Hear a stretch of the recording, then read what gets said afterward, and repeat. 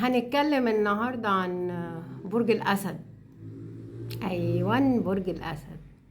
برج الأسد اسمه أسد، بس هو أقسم بالله مش محصل قطة. والله ما محصل القطة. صيت ولا الغنى زي ما بيقولوا كده، الصيت ولا الغنى. هو لا طايل غنى ولا طايل نيلة. حظه منايل ب60 نيلة، ب60 نيلة منحوس على طول الخط.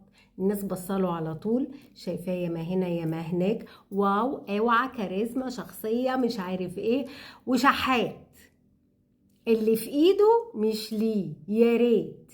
شحات، يلي فلوس تجيله عابر للقارات. الفلوس عابر للقارات، بتعدي من عليه بس.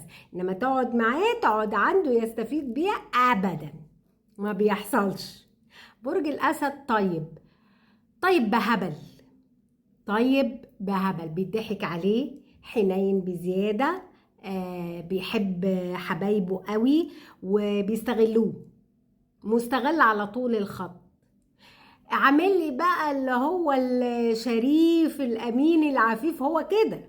ولكن ما بياكلش عيش يا ابني في الزمن الاخضر اللي احنا فيه ده.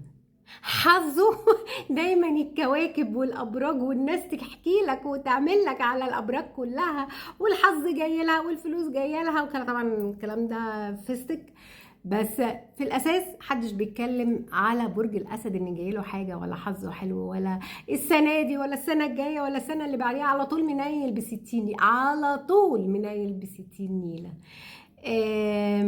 هو بس ايه، بيحب يهتم بنفسه. ده لما بيبقى ليه وقت انه يعرف يهتم بنفسه، ما يهتمش باللي حواليه. سبحان الله، هو كاريزما وشخصية يعني كده. تبص له كده، واو واو، جلوي. ولكن منحوس.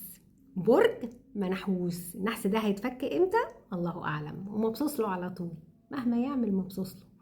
يلا، ربنا يكون في عونك يا اسد. شكرا.